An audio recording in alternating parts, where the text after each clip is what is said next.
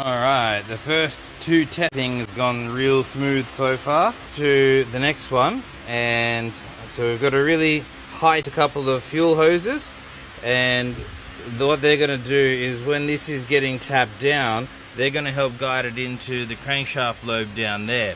What we do is we gently install this here, and then that's just going to up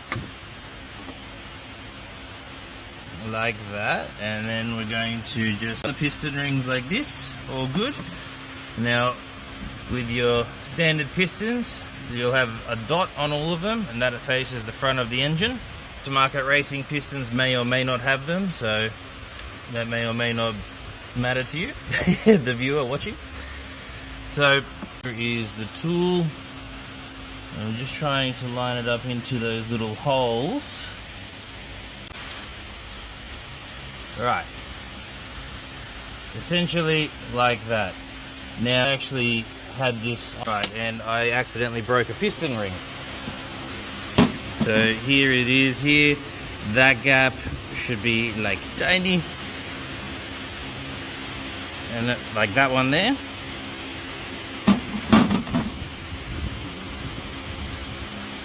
And it was the sibling to this one, so it just sits on the other side here. It broke, which is, yeah, spares in case something like this happened. So I've had to order an entirely new set of piston rings just for this one. So a bit of a new system, which probably exists. Other people I'm sure have thought about it, but when I clamp, I tested it with the other one. When I clamp this and I've got it right, I give it a tap on all the corners to make sure it is actually flush with the engine block before tapping. Reference how we line it up and put the end caps back on. Alright, it's been a few days and I am back on the van.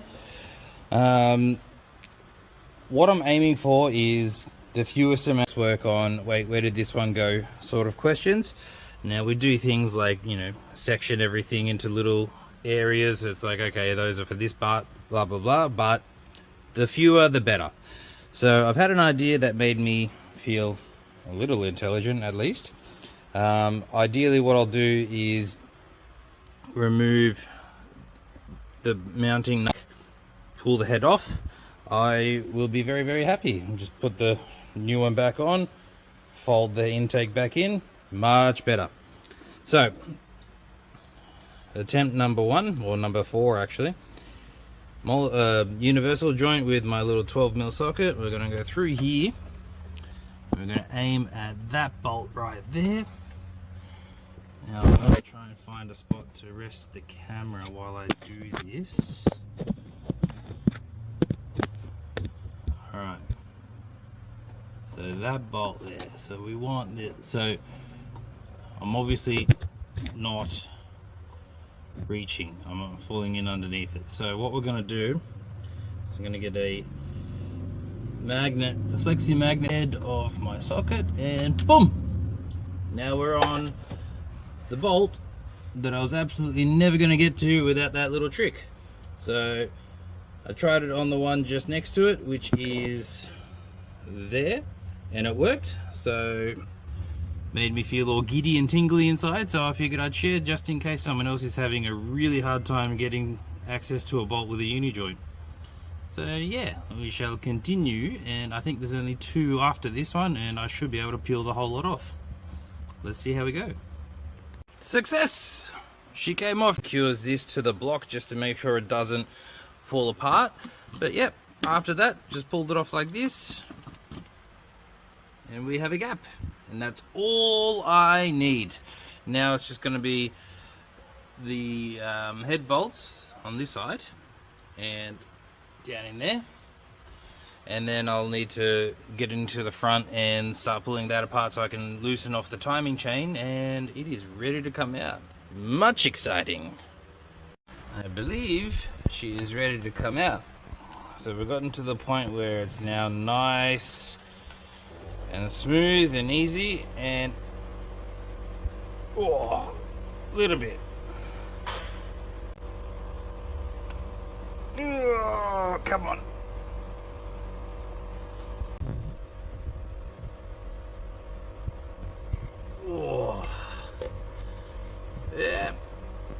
do it.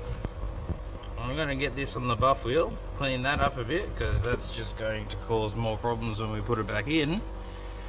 And now we've got, I don't know if there's enough room for the torch and the camera, but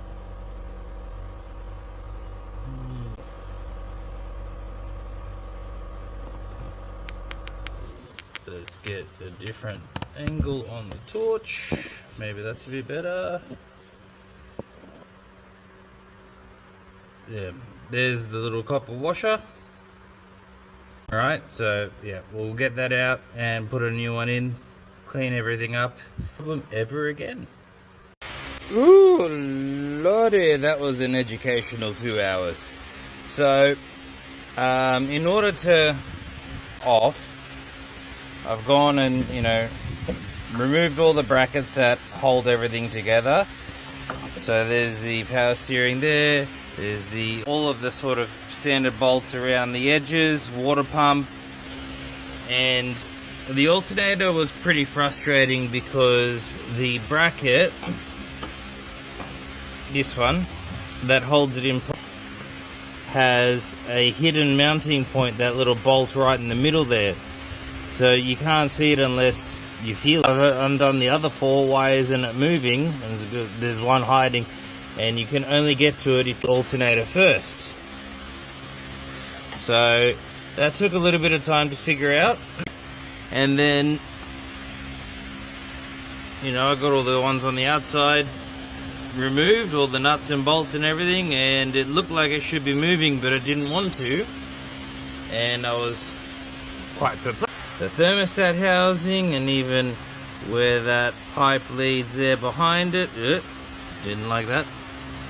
To see if maybe I needed a bit more movement or whatever, but it turns out that back here there are 2 hidden little bolt holes that are back of the timing cover. So if we can get the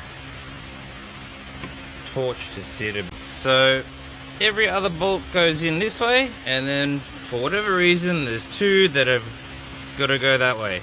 So now that I've managed to remove them, we have what looks like enough wiggle room to the cover from the block. But it also appears this is absolutely a 3-handed sort of job. So I'm going to get down there and have a look, see if there's any other big ones. So it's just going to be a case of maybe get 2 hands and sort of just like and then I can finally replace what I came here to replace.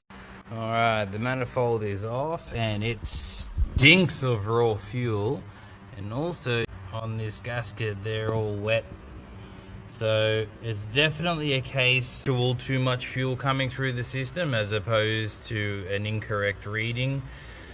And here is how to replace that one, and I've found it's easier if I just undo the fuel rail bolts, and just not much space for a socket to fit in there, so it'll just make the job a bit easier. Placement, nice and shiny, should be good. Quick chat about another testing option.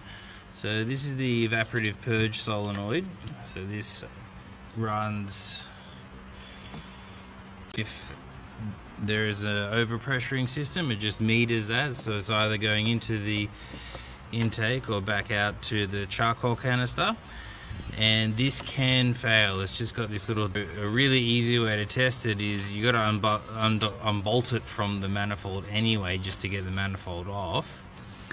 But then you undo this, and then you just put your mouth on one end and try to blow through it like a straw, and then you do it the same. If you can blow air through it, it's faulty, it's failed inside, and replace it, and this can cause all of the issues that I'm having. And it blocked me out on both sides, so the diaphragm is still solid inside. I'm very confident that this is not our issue. We've or ruled that one out, I should say. So we'll be back onto the sensor and we'll see what's going on. Otherwise, we've got the fuel pump back there. I do have that replacement in a box somewhere waiting to go in as well, but I really, at this stage, I'd be shocked if it actually is that one. They're pretty sturdy.